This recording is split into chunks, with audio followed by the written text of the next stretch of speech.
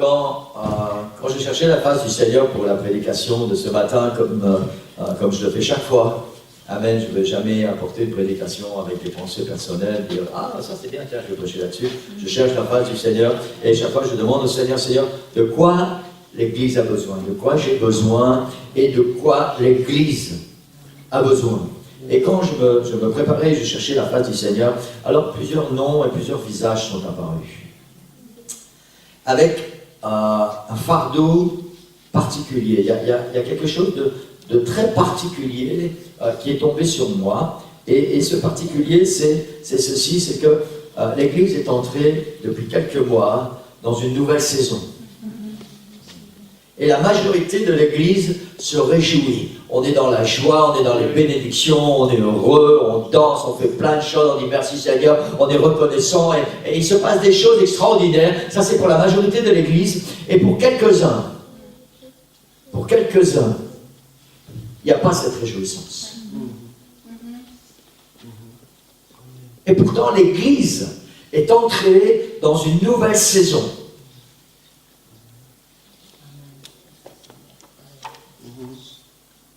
Il y a ceux qui sont bénis, il y a ceux qui se réjouissent, et puis il y a les autres.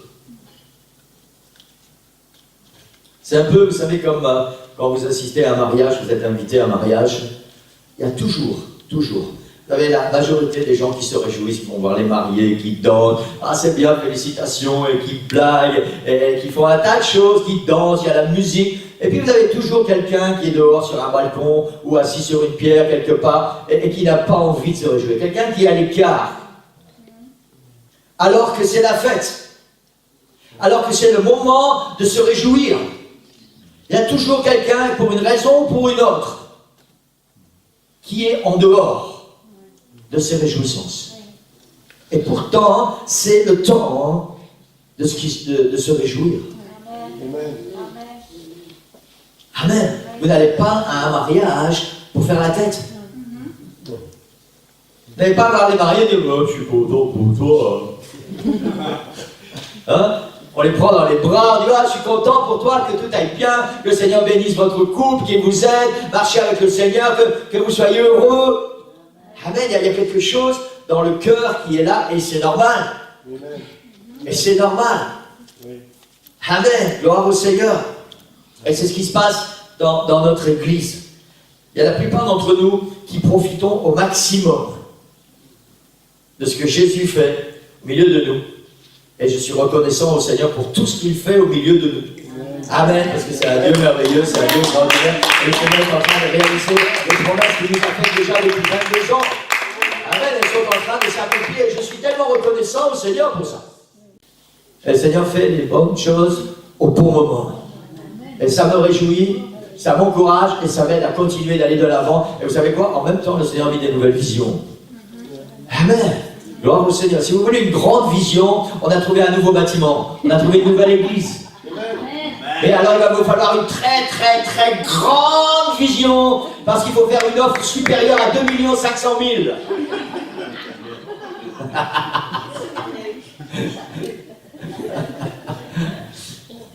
Amen. Gloire au Seigneur. Amen. On va trouver quelque chose avec des zéros en moins. C'est-à-dire quelque chose, quelque part, pour nous et en son temps. Exactement en son temps. Comme il a fait pour ce Dieu. Amen. Alléluia. Alléluia. Gloire au Seigneur. Amen. Amen. Et je vous encourage vraiment à profiter au maximum de ce que le Seigneur fait et de ce qui se passe dans ce lieu.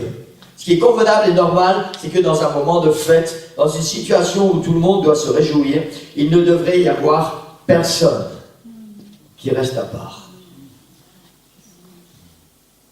Il n'est pas normal que dans un mariage, il y ait quelqu'un qui se retrouve dehors et qui n'ait pas envie de se réjouir. Peu importe la raison. Il n'est pas normal que dans une église qui entre dans une nouvelle saison, il y a quelqu'un qui reste à l'écart et qui n'a pas envie de se réjouir. Qui ne participe pas à la fête. Amen. Amen. Amen. Alléluia. Alléluia. Il y a plusieurs raisons qui peuvent faire que vous soyez ailleurs des autres. Je parle de l'Église. Soit parce que la vie est compliquée en ce moment et qu'il vous est difficile de relever la tête. Soit parce que vous avez l'impression, j'ai bien dit l'impression, d'être seul, abandonné, et dans ces cas-là, on n'a pas l'esprit à faire la fête. Soit parce qu'on a perdu la joie de vivre en Jésus-Christ. Soit tout simplement parce qu'on n'a pas envie. Parce qu'il y a un esprit qui est tombé sur nos épaules, un esprit de « j'ai pas envie ». Vous savez, comme le Schtroumpf grognon. Amen. J'ai pas envie. Je veux pas. Non. C'est un esprit diabolique. C'est quelque chose que le diable envoie, il met sur nos épaules et qui fait que j'ai pas envie. J'ai pas envie de prier. J'ai pas envie de lire la Bible. J'ai pas envie d'aller à l'église. J'ai pas envie de me réjouir. J'ai pas envie d'être béni. J'ai pas envie de m'avancer à l'hôtel. J'ai pas envie qu'on prie pour moi. J'ai pas envie. Et vous savez quoi, la plupart du temps, on ne sait même pas pourquoi on n'a pas envie. On n'a pas envie, c'est tout.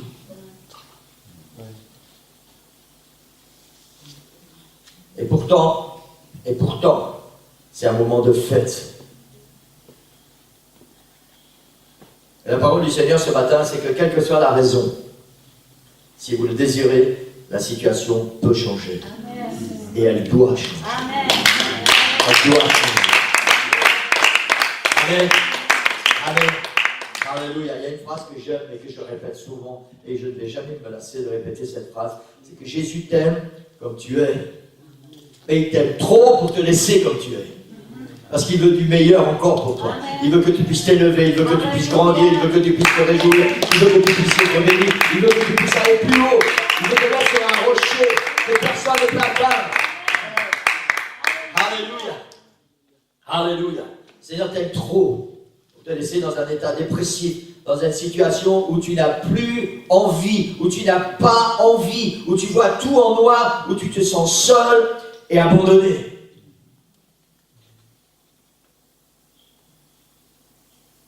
Le Seigneur parle à quelqu'un ce matin. Amen. On va faire une lecture dans l'évangile de Jean, chapitre 5, et on va lire les 11 premiers versets. Vous savez, ce récit, pendant que je me préparais pour la prédication pour ce matin, ce récit est tombé comme une évidence. Vraiment comme une évidence. Après cela, il y eut une fête des Juifs. Et Jésus monta à Jérusalem. Or, à Jérusalem, près de la porte des brebis, il y a une piscine qui s'appelle en hébreu Bethesda et qui a 5 portiques. Sous ces portiques étaient couchés en grand nombre des malades, des aveugles, des boiteux, des paralytiques qui attendaient le mouvement de l'eau.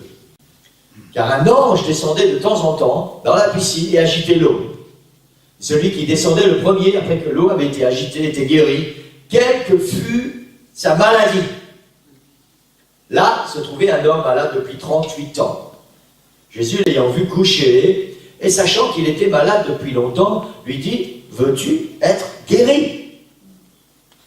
Le malade lui répondit, « Seigneur, je n'ai personne pour me jeter dans la piscine quand l'eau est agitée, et pendant que j'y vais, un autre descend avant moi. » Alors, lève-toi, lui dit Jésus, ce que le Seigneur t'a dit.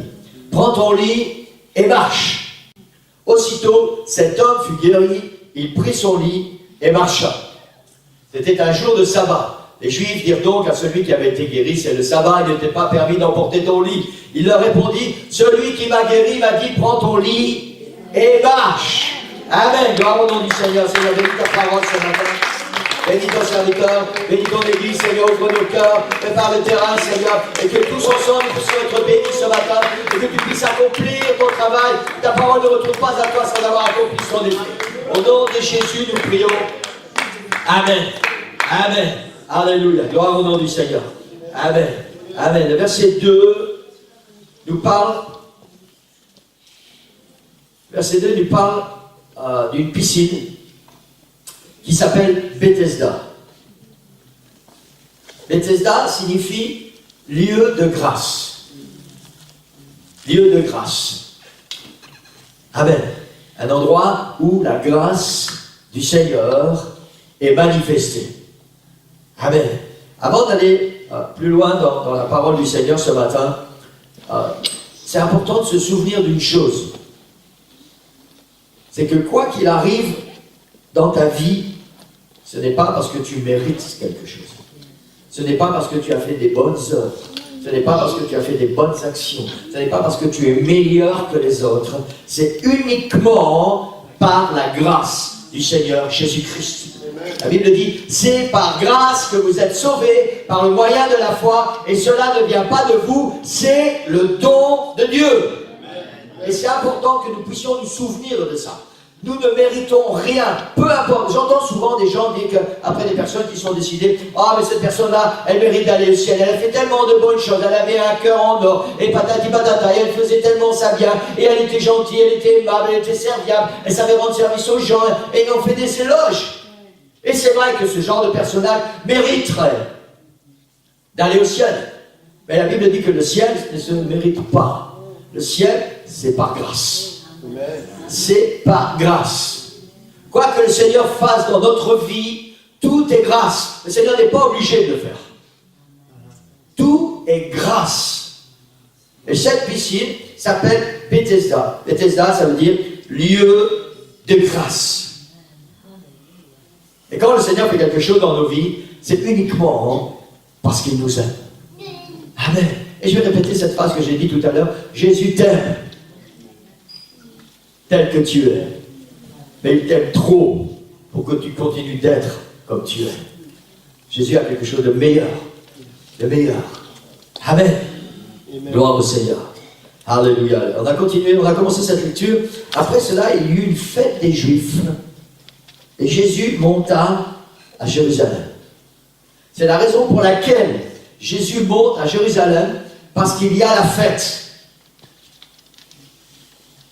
C'est la raison spécifique pour laquelle Jésus se trouve là, parce qu'il y a la fête.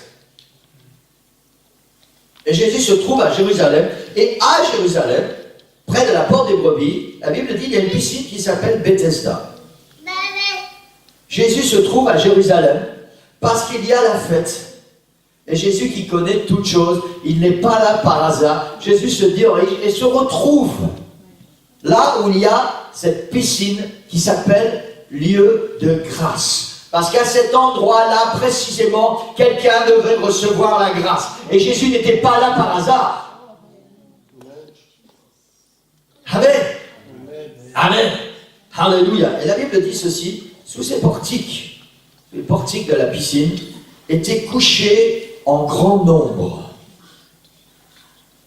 J'ai toujours été, je vais trouver le mot exact, impressionné par les récits des évangiles, par la quantité impressionnante de malades qui se trouvaient en Israël. Et la Bible dit, sous ces portiques étaient couchés en grand nombre des malades, des aveugles, des boiteux, des paralytiques qui attendaient le mouvement de l'eau. Et la Bible nous parle de ce phénomène étrange. Nous sommes en Israël, c'est-à-dire au milieu du peuple de Dieu. Et pourtant, il y a des malades en grand nombre, des infirmes, des aveugles, des paralytiques en grand nombre. Et pourtant, c'est Israël, c'est le peuple de Dieu. Le peuple à qui le Seigneur a fait des promesses. Si tu marches avec moi, tu ne seras jamais malade, tu seras toujours debout, jamais en haut, tu seras la tête et pas la queue. Nous sommes dans ce peuple d'Israël, nous sommes dans cette ville de Jérusalem. Et la Bible dit qu'il y avait des malades couchés en grand nombre. C'est un paradoxe,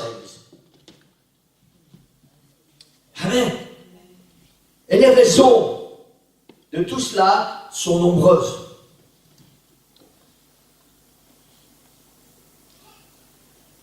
Cela peut être à cause du péché qui domine dans nos vies. Le péché rend malade. Je parle de nos âmes et parfois nos corps.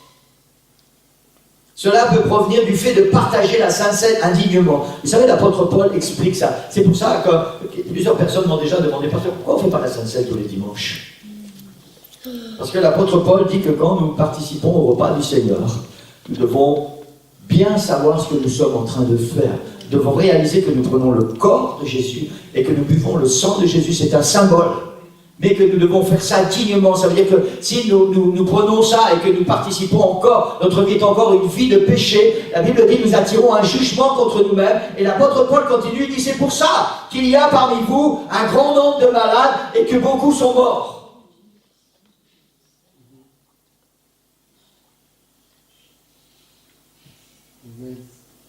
Ça peut être à cause de notre rébellion face à la volonté du Seigneur pour nos vies. Vous savez, à force que le Seigneur nous parle, à force que le Seigneur nous appelle, à force que le Seigneur dit « J'aimerais bien que tu fasses ceci, viens avec moi, on va aller quelque part. » Et puis non, Seigneur, oui, un autre jour comme Moïse, vous savez, quand il était dans le... Ouais, on voit quelqu'un de non, Seigneur, je ne suis pas comme... Non. À la fin, nous allons devenir malades. Cela peut être parce que nous négligeons notre vie spirituelle. On n'a pas le temps de prier. On a tellement de choses à faire. On n'a pas le temps de prier, on n'a pas le temps de lire la Bible, on n'a pas le temps de louer le Seigneur avec des chants, on n'a même pas le temps de venir à l'église. Parce qu'on a tellement de choses à faire. Et cela peut être tout simplement pour que la gloire du Seigneur se manifeste au milieu de son peuple. Un jour, les disciples parlaient à Jésus d'une tour qui était tombée, qui avait tué des gens, et les disciples demandent au Seigneur, mais pourquoi ça s'est passé? Non. Les disciples demandent à Jésus à cause d'un homme qui était malade. Il dit, est-ce que c'est lui qui a péché ou est-ce que c'est ses parents qui ont péché? Et le Seigneur dit, c'est ni l'un ni l'autre, c'est juste pour que la gloire soit manifestée. Enfin, c'est uniquement pour que la gloire soit manifestée. Mais la réalité était que sous ces portiques, il y avait un grand nombre de malades et d'infirmes. La réalité est que dans notre Église, je ne parle pas des autres églises ce matin, je parle de notre Église. La réalité est que dans notre Église, il y a des malades et des infirmes et des paralytiques spirituels qui sont couchés au bord de cette piscine qui s'appelle lieu de grâce.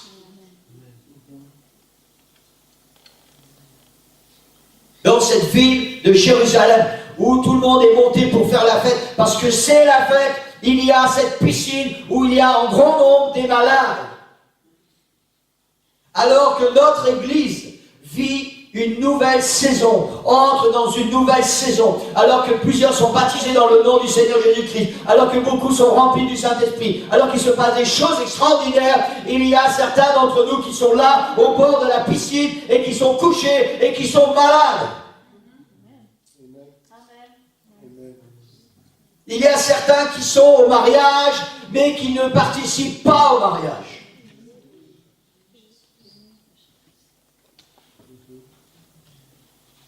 La Bible dit, ces gens étaient là près de la piscine parce que de temps en temps, un ange descendait et agitait l'eau. Essayez d'imaginer la scène. De temps en temps, il y a tous ces gens en grand nombre qui sont là autour de la piscine et qui sont malades, de diverses maladies. De temps en temps, on ne sait pas si c'était une fois par jour, ou une fois par semaine, ou une fois par mois, ou une fois tous les 3 mois, ou une fois par an, on ne sait pas. De temps en temps, un ange descendait et l'eau commençait à bouillonner. Et la Bible dit, le premier qui descendait dans l'eau était guéri, quelle que fût sa maladie. Lieu de grâce. Amen. Alléluia. Alléluia. Alléluia.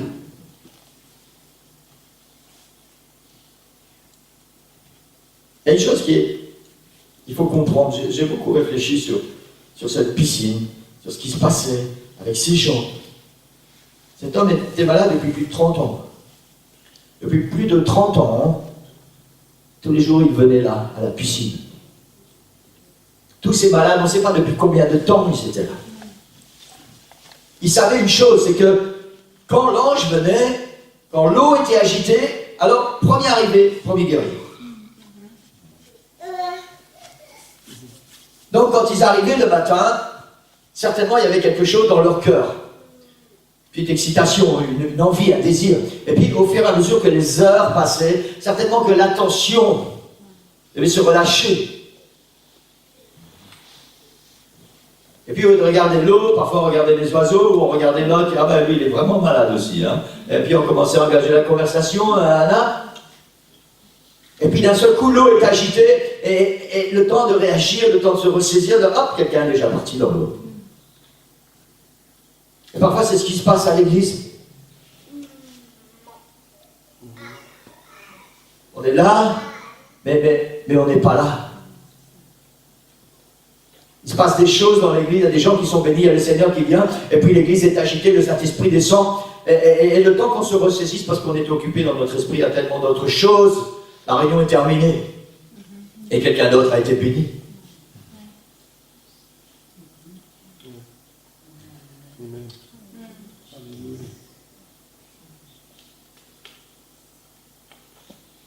Il y a une question qu'on peut se poser ce matin, c'est depuis combien de temps tu viens à l'église et tu attends qu'il se passe quelque chose dans ta vie. Vous savez, les malades, avant d'être malades, ils étaient en bonne santé. C'est quand? Si tu essaies de te souvenir, c'est quand que tu étais encore en bonne santé? Je parle de notre état spirituel. Le Seigneur veut guérir notre corps, ça c'est certain. Et ce matin, je parle de notre état spirituel, je parle de notre âme. C'est quand la dernière fois? Ça remonte à quand ton âme était en bonne santé?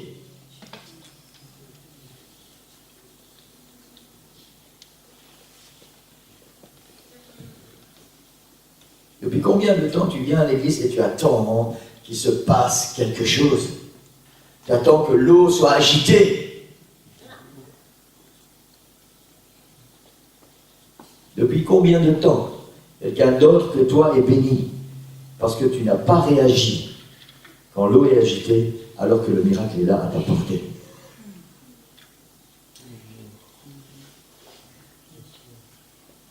La Bible dit que peu importe la maladie, le premier arrivé, premier guéri, sans distinction de maladie. La grâce était là pour chacun. Et c'est le plus rapide. Celui qui voulait vraiment recevoir, c'est le plus rapide qui recevait. Amen. Amen. Là se trouvait un homme malade depuis 38 ans. Et Jésus, l'ayant vu coucher, sachant qu'il était malade depuis longtemps, Jésus lui dit, veux-tu être guéri? J'ai souvent eu un peu d'humour avec ces paroles de Jésus.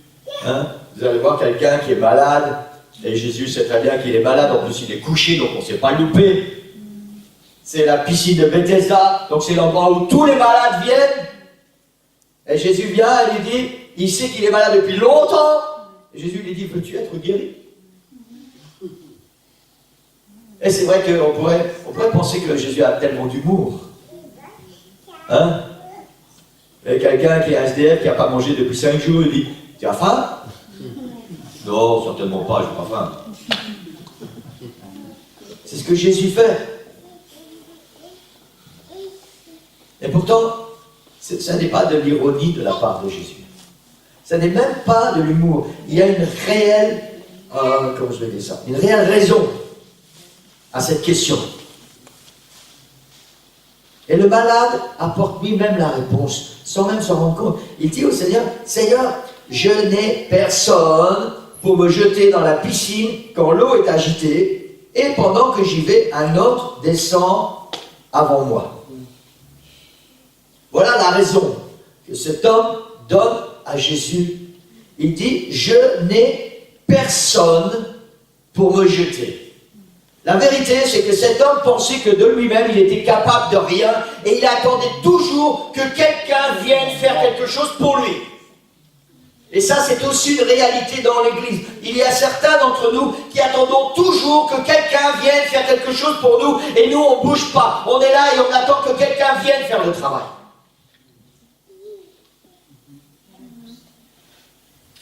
Il dit, je n'ai personne pour me jeter pendant que j'y vais.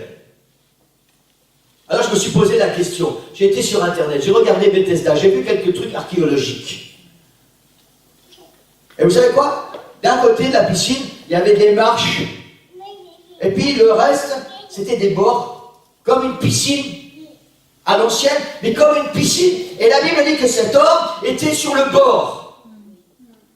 Alors je me suis posé la question, tout ce qu'il avait à faire, au lieu d'aller faire le tour de la piscine s'il était paralytique ou s'il avait beaucoup de mal à marcher, au lieu de faire le tour et d'aller prendre les marches pendant qu'un autre allait plus vite que lui, il était sur le bord. Pourquoi il ne se jetait pas directement? Parce que c'est ce qu'il dit à Jésus, je n'ai personne pour me jeter dans l'eau. Alors pourquoi lui il ne se jetait pas tout seul? Il savait que quoi qu'il fasse, s'il tombait dans l'eau, il était guéri.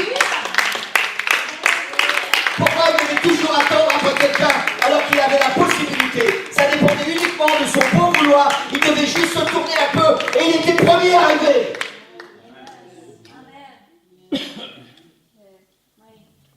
Mais il dit à Jésus, je n'ai personne. Pourquoi tu attends toujours que quelqu'un vienne?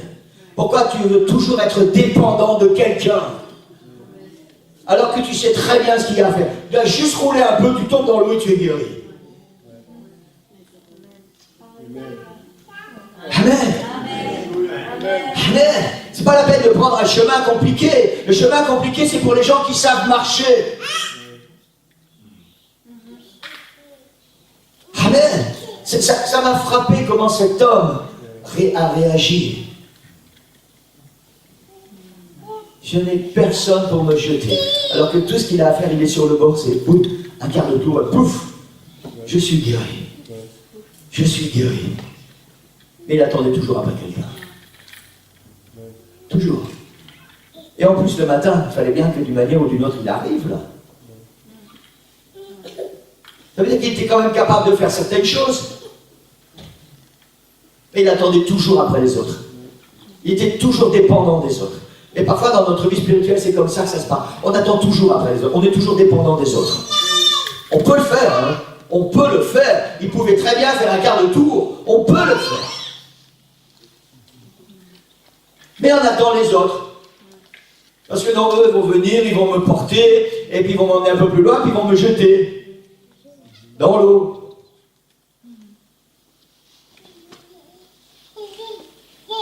Souvent, quand il y a quelque chose dans notre vie qui ne va pas, on attend le dimanche, et on dit, ah, mais le pasteur va prier pour moi, et parce que c'est le pasteur qui va prier, alors il va se passer quelque chose dans ma vie. Alors que tout ce que tu as à faire, c'est faire un quart de tour dans ta vie, quand tu es seul à la maison, et dire, Seigneur, tu es le Dieu qui guérit. Je ne vais pas attendre que quelqu'un prie pour moi, je vais prier maintenant, et tu vas nous guérir. Je vais faire un quart de tour, et pouf, je tombe dans l'eau, et je suis guéri. Pourquoi attendre que quelqu'un d'autre vienne faire le travail dans ta vie? Et c'est pour ça que cet homme était là, dans cette piscine, depuis tellement longtemps, avec tous les autres malades. Amen. Amen. Amen. Alléluia. Ce qui me réjouit ce matin, c'est de connaître la suite. Vous savez quoi? Jésus aurait très bien pu, oui, faire tomber l'homme dans l'eau, hein.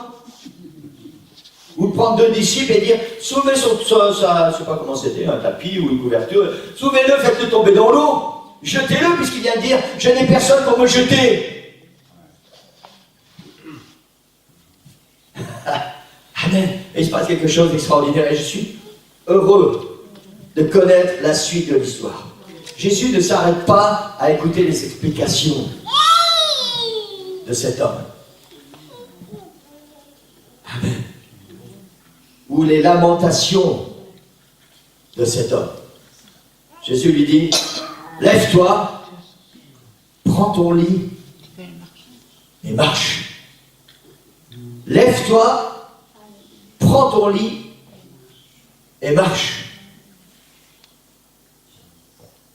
Lève-toi, prends ton lit et marche. Ce n'est plus le temps d'attendre que quelqu'un vienne te jeter dans la piscine. Il y a Jésus qui te parle ce matin, qui est là près de toi, en ce lieu de grâce, pendant que c'est la fête à Jérusalem, et ta place n'est plus là, à cette piscine, couchée avec les malades et les infirmes. Ta place est avec les autres, à Jérusalem, pour te réjouir, parce que c'est la fête. Et c'est la parole du Seigneur Jésus pour quelqu'un ce matin. Lève-toi, prends ton lit, marche, et commence à te réjouir avec les autres. Parce que c'est le moment de faire la fête. Alléluia. Alléluia. Vous savez, on a la possibilité, on a le choix ce matin. Et c'est nous qui possédons la clé de notre avenir.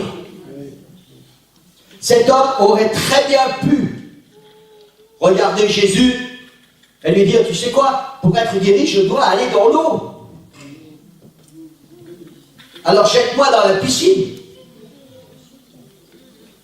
Mais Jésus est bien plus qu'un ange qui vient agiter l'eau de temps en temps. Jésus, il est le Dieu guérisseur, il est notre créateur. Et avec Jésus, on n'a pas besoin d'aller dans l'eau, dans la piscine. On doit juste obéir à la parole du Seigneur. Et la parole du Seigneur ce matin, elle est, lève-toi, prends ton lit et marche. N'attends plus après les autres. N'attends pas de tomber dans la piscine. Regarde-toi, prends ton lit et viens te réjouir. Ça, c'est la parole du Seigneur pour quelqu'un ce matin. Cet homme ne pouvait pas être guéri parce qu'il attendait toujours après quelqu'un. Amen. Alléluia. Alléluia. Après qui tu attends ce matin? Après qui tu attends? Après quoi tu attends? Pour te réjouir, pour te lever et dire Seigneur, je viens dans ta présence. Et Seigneur, je vais commencer à me réjouir. Je vais prendre mes bénédictions, Seigneur, parce que ça, c'est pour moi aussi. Amen. Alléluia. Peut-être qu'il y a un passé qui est très lourd. Peut-être qu'il y a des choses qu'on n'arrive pas à se pardonner à soi-même. Peut-être qu'il y a des choses qu'on n'arrive pas à pardonner aux autres. Peut-être que la vie a fait qu'on a vécu tellement de choses accablantes. On est arrivé à un stade où on pense qu'on n'est pas capable. Parce que les gens nous auront répété sans cesse que nous sommes des bons à rien, qu'on n'est pas capable. Et de toute façon, tu ne vas jamais t'en sortir et tu ne peux pas être guéri. Et puis avec ta vie passée, le Seigneur ne peut pas te bénir. Et tellement de choses. Je ne sais pas ce qu'il y a derrière. Je ne sais pas pourquoi quelqu'un est là au bord de la piscine ce matin. Et il attend depuis tellement longtemps. Il attend, mais il est toujours malade. Et Jésus est là, dans ce lieu de grâce. Parce qu'il est le Dieu de grâce. Il est là, ce matin. Et Jésus ne veut pas te jeter dans la piscine. Amen. Jésus te dit, lève-toi. Lève-toi. Prends ton lit et marche. Alléluia. Jésus parle à quelqu'un ce matin. Jésus parle à quelqu'un. Jésus veut te guérir, il veut guérir ton corps et il veut guérir ton âme. Il veut guérir ton âme. Et Jésus est là ce matin, à côté de toi. Dans ce lieu de grâce, dans sa maison. Et Jésus dit à quelqu'un ce matin, arrête d'attendre après les autres. Personne ne va venir pour te jeter dans l'eau. Personne ne va venir parce que ce matin j'ai une parole spécifique pour toi. Jésus dit, lève-toi parce que je suis le Dieu guérisseur, je suis le Dieu tout-puissant. Lève-toi, prends ton lit et marche. Je voudrais qu'on puisse se lever ensemble, l'église. Alléluia. Livre de louange de prière, je voudrais que vous puissiez vous avancer. Alléluia. Alléluia. Le Seigneur parle à quelqu'un ce matin. Quelqu'un qui est malade dans son âme. Et qui attend depuis longtemps pour être guéri.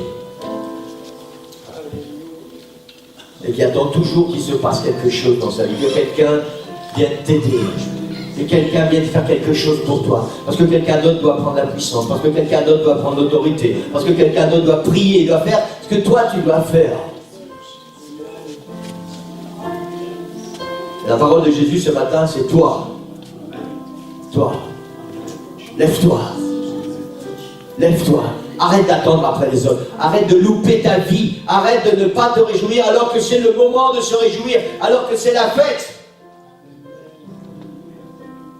La volonté du Seigneur, c'est que toi aussi, tu puisses participer à cette fête. Toi aussi, tu puisses te réjouir avec tous les autres. Alléluia.